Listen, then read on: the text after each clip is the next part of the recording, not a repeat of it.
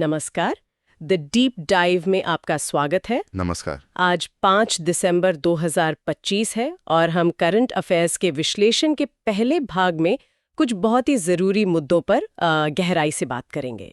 हाँ, ये वो खबरें हैं जो यूपीएससी की तैयारी के लिहाज से बहुत महत्वपूर्ण हैं। बिल्कुल। और कुछ विषय ऐसे भी हो सकते हैं जिन पर हमने पहले बात की हो, तो ये एक अच्छा रिवीजन भी हो जाएगा। आज की हमारी चर्चा में शामिल हैं भारतीय सांख्यिकी संस्थान अधिनियम को लेकर जो विवाद चल रहा है वो, और साथ ही भारत की नई परमाणु पनडुब्बी INS अरिधमन, ये क्यों इतनी खास है। हाँ, और आरबीआई की एकीकृत लोकपाल योजना पर भी बात करेंगे और सरकार की नई कॉलर नेम प्रेजेंटेशन यानी सिनाप पहल। और अंत में भारत के बंदरगाहों को हरा भरा बनाने वाले ग्रीन टग प्रोग्राम के भविष्य पर भी नजर डालेंगे। तो चलिए शुरू करते हैं। चलिए।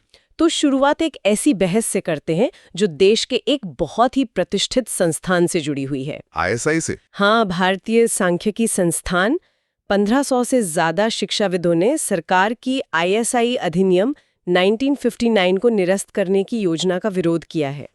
ये मामला इतना क्यों गरमाया हुआ है? देखिए, ये मामला सिर्फ एक पुराने कानून को हटाने का नहीं है। अच्छा। यह असल में संस्थान की स्वायत्ता, मतलब उसकी अकादमिक आजादी से जुड़ा है। ISI की स्थापना आपको पता है 1931 में प्रोफेसर PC महालनोबिस ने की थी। भारत की योजना प्रणाली के जनक। बिल्कुल। तो 1959 में संसद ने एक कानून पास किया और ISI को राष्ट्रीय महत्व का संस्थान घोषित कर दिया। तो इस टैग का मतलब क्या होता है? इसका मतलब था कि सरकार इसके काम को महत्वपूर्ण मानती है, इसे फंड भी देगी, लेकिन संस्थान को अपने फैसले लेने की आजादी होगी। हाँ, अपने अकादमिक और रिसर्च के फैसले लेने की पूरी आजादी। तो फिर विवाद कहाँ है? मतलब सरकार का नियंत्रण कितना है और आजादी कितनी? यही तो संतुलन आज बहस का मुद्दा है। 1959 का एक्ट ISI को डिग्री देने का अधिकार देता है, सरकार से अनुदान भी मिलता है। ठीक है। पर उसी एक्ट में सरकार को कुछ नियंत्रण की शक्तियां भी दी गई हैं। जैसे सरकार संस्थान के काम की समीक्षा के लिए कमेटी बना सकती है, या फिर बहुत जरूरी हालात में नियंत्रण भी अपने हाथ में ले सकते हैं। हाँ, बिल्कुल। तो अब जो शिक्षाविद विरोध कर रहे हैं, उन्हें डर है कि इस कानून को हटाकर अगर कोई नया इंतजाम लाया गया तो कहीं ये सरकारी नियंत्रण और ना बढ़ जाए। एग्जैक्टली। ये डर क्यों है? क्या ये किसी बड़े ट्रेंड का हिस्सा है? मतलब क्या ये सिर्फ ISI की बात है या देश के दूसरे अकादमिक संस्थानों की आजादी पर भी सवाल उठ रहे हैं? ये गवर्नेंस के लिहाज से एक बड़ा मुद्दा लगता है। आपने बिल्कुल सही नस पकड़ी है। ये चिंता सिर्फ ISI तक सीमित नहीं है। आलोचकों का मानना है कि यह अकादमिक संस्थानों पर सरकारी नियंत्रण बढ़ाने की एक बड़ी कोशिश का हिस्सा हो सकता है। ISI का काम सिर्फ पढ़ाना नहीं है, वो डेटा भी तो इकट्ठा करते हैं। हाँ, वो देश के लिए बहुत जरूरी डेटा इकट्ठा और एनालाइज करता है, जैसे बेरोजगारी या गरीबी के आंकड़े। तो अगर इसकी आजादी कम होती है तो इन आंकड़ों की विश्वसनीयता पर भी सवाल उठ सकते हैं। बिल्कुल, जिसका सीधा असर देश की नीतियों पर पड़ेगा। इसीलिए ये बहस अकादमिक आजादी और डेटा की शुचिता दोनों के लिए बहुत महत्वपूर्ण है। मतलब एक संस्थान की स्वतंत्रता का सवाल देश की आर्थिक और सामाजिक नीतियों की बुनियाद से जुड़ा है। चलिए, अब देश की सुरक्षा से जुड़ी एक बड़ी खबर पर आते हैं। जी। भारत जल्द ही अपनी तीसरी nuclear ballistic missile submarine INS Aridhaman को नौसेना में शामिल करने जा रहा है। अब ये सिर्फ एक और पनडुब्बी तो नहीं है, इसका क्या खास महत्व है? नहीं, ये सिर्फ एक और पनडुब्बी बिल्कुल भी नहीं है।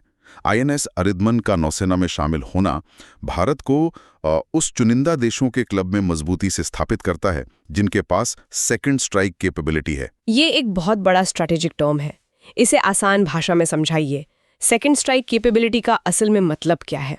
इसका मतलब है जवाबी हमले की गारंटी।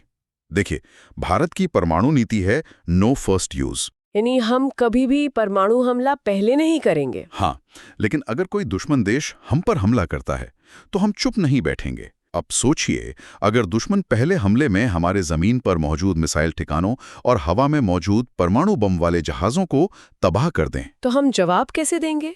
वहीं पर INS अरिधमन जैसी पनडुब्बी काम आती है।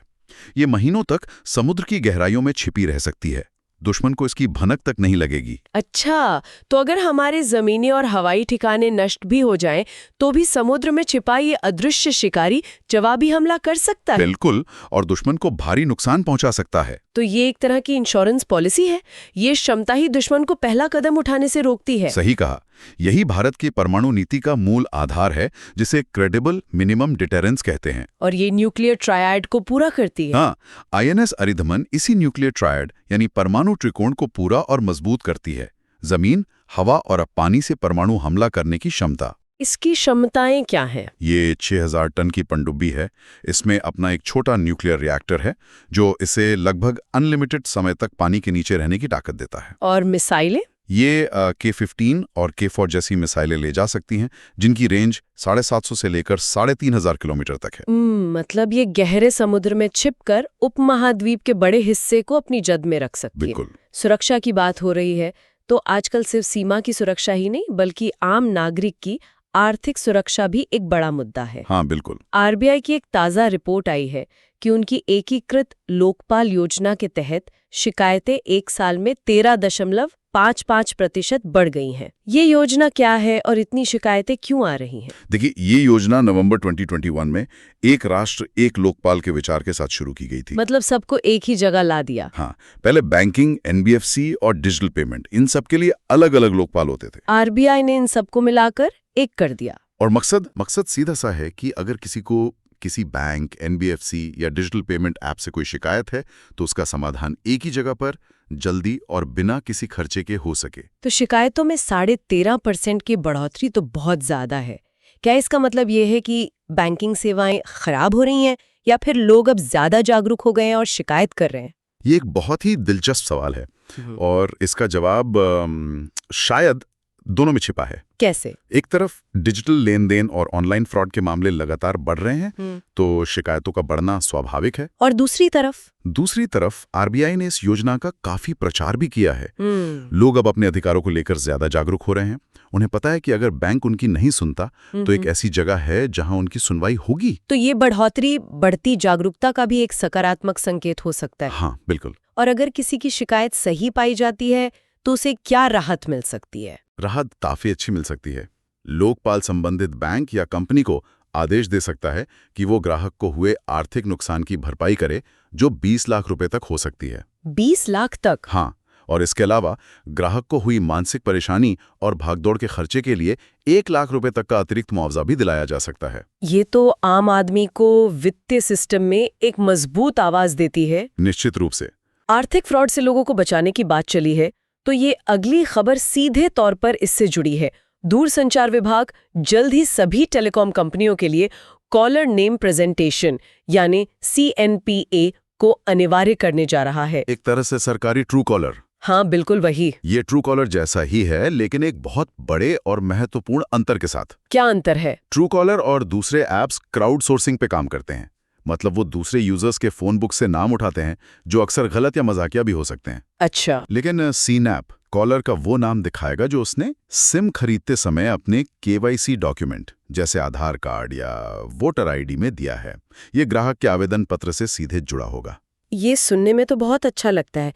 स्पैम और फ्रॉड कॉल से बहुत राहत मिलेगी। हाँ, राहत तो मिलेगी। लेकिन क्या इससे एक नई समस्या खड़ी नहीं होगी? अगर कोई महिला अपना नाम और पहचान हर किसी को नहीं दिखाना चाहती तो क्या ये उनकी गोपनीयता या प्राइवेसी का हनन नहीं है? ये इस सुविधा का दूसरा पहलू है और इस पर गंभीर बहस चल रही है। सुरक्षा और गोपनीयता के बीच संतुलन बनाना हमेशा से एक चुनौती रही है।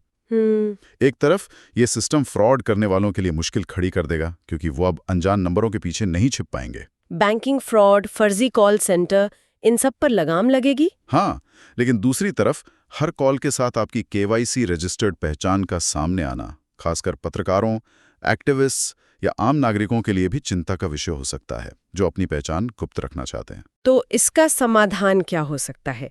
क्या यूजर्स को ये चुनने का विकल्प मिलेगा कि वे अपना नाम दिखाना चाहते हैं या नहीं? अभी तक जो नियम सामने आए हैं उनसे लगता है कि शुरुआत में ही अनिवार्य होगा। और तकनीकी चुनौती? एक और तकनीकी चुनौती है। शुरुआत में ये सिर्फ एक ही नेटवर्क पर काम करेगा, जैसे एयरटेल से एयरटेल कॉल पर। अच्छा, मतलब इंटरऑपरेबिलिटी एक मुद्दा होगा। हाँ, सभी नेटवर्क पर इसे लागू करने के लिए कंपनियों को आपस में डेटा शेयर करना होगा, जिसके लिए मजबूत डेटा सुरक्षा नियमों की जरूरत होगी। तो कदम अच्छा है, लेकिन इसे लागू करने में कई पेंच है। तो डिजिटल दुनिया को सुरक्षित बनाने के साथ साथ हम अपने पर्यावरण को भी सुरक्षित बनाने की कोशिश कर रहे हैं। बिल्कुल। इसी कड़ी में एक बड़ी पहल है ग्रीन टग ट्रांजिशन प्रोग्राम। हाल ही में भारत के पहले पूरी तरह से इलेक्ट्रिक ग्रीन टग का निर्माण शुरू हुआ है। पहले तो ये बताइए कि ये टग होते क्या हैं?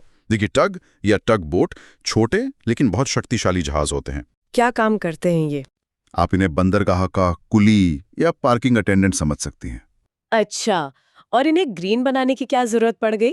जरूरत इसलिए पड़ी क्योंकि अभी तक ये सभी ट्रक डीजल से चलते हैं। जिससे बहुत ज्यादा प्रदूषण और कार्बन उत्सर्जन होता होगा। बिल्कुल। ग्रीन ट्रक का मतलब है इन्हें ऐसे ईंधन पर चलाना जिससे प्रदूषण ना हो, जैसे बैटरी, हाइड्रोजन या मिथेनॉल। तो इस प्रोग्राम का लक्ष्य क्या है और इसे कैसे लागू किया जाएगा? यह कार्यक्रम 2024 में जहाजरानी मंत्रालय ने शुरू किया था और इसका लक्ष्य बहुत महत्वाकांक्षी है। 2030 तक भारत के प्रमुख बंदरगाहों पर कम से कम 50% ट्रक्स को ग्रीन बनाना। 50%? हाँ, और पहले चरण में 2027 तक 16 ग्रीन ट्रक्स को शामिल करने का लक्ष्य है। ये भारत के बड़े क्लाइमेट लक्ष्यों से कैसे जुड़ता है? क्या यह सिर्फ बंदरगाहों को साफ करने की बात है या इसका कोई बड़ा रणनीतिक महत्व भी है? इसका बहुत बड़ा रणनीतिक महत्व है। भारत ने दुनिया से वादा किया है कि वो 2070 तक नेट जीरो उत्सर्जन का लक्ष्य हासिल करेगा। और समुद्री क्षेत्र का उत्सर्जन में बड़ा हिस्सा है। हाँ, दुनिया के कार्बन उत्सर्जन का लगभग 3%। तो इसे डीकार्बोनाइज करना इस लक्ष्य का एक अहम हिस्सा है। जब भारत अपने बंदरगाहों पर ग्रीन टेक्नोलॉजी अपनाएगा तो ये दुनिया के सामने एक उदाहरण पेश करेगा। और इससे भारत ग्रीन शिपिंग टेक्नोलॉजी का हब भी बन सकता है। बिल्कुल। और इस पूरे कार्यक्रम की देखरेख के लिए एक खास सेंटर भी बनाया गया है, national centre of excellence in green port and shipping. तो आज की चर्चा से ये साफ है कि भारत हर मोर्चे पर भविष्य की तैयारी कर रहा है, चाहे वो अकादमिक संस्थानों की स्वतंत्रता का सवाल हो, समुद्र के नीचे हमारी सुरक्षा की गारंटी हो या फिर बंदरगाहों पर एक हरित भविष्य की नींव रखना हो। बिल्कुल। हमने देखा कि कैसे एक कानून पर बहस देश की नीति निर्माण की नींव को प्रभावित कर सकती है, कैसे एक पनडुब्बी देश की विदेश नीति को ताकत देती है, और कैसे तकनीक का इस्तेमाल नागरिकों की सुरक्षा और पर्यावरण संरक्षण दोनों के लिए किया जा सकता है।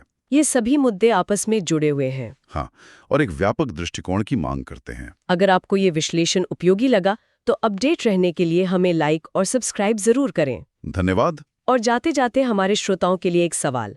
हमने कॉलर नेम प्रेजेंटेशन CNAP पर चर्चा की, जिसका उद्देश्य KYC डेटा का उपयोग करके पारदर्शिता बढ़ाना और स्पैम को कम करना है। जहां ये सुरक्षा बढ़ाता है, वहीं ये निजता यानी प्राइवेसी के लिए एक समझौता भी है। तो सवाल ये है कि एक डिजिटल समाज में सुरक्षा के लिए सत्यापित पहचान की जरूरत और व्यक्तिगत गुमनामी के अधिकार के बीच सही संतुलन कहाँ और कैसे बनाया जा सकता है? इस पर जरूर सोचिएगा।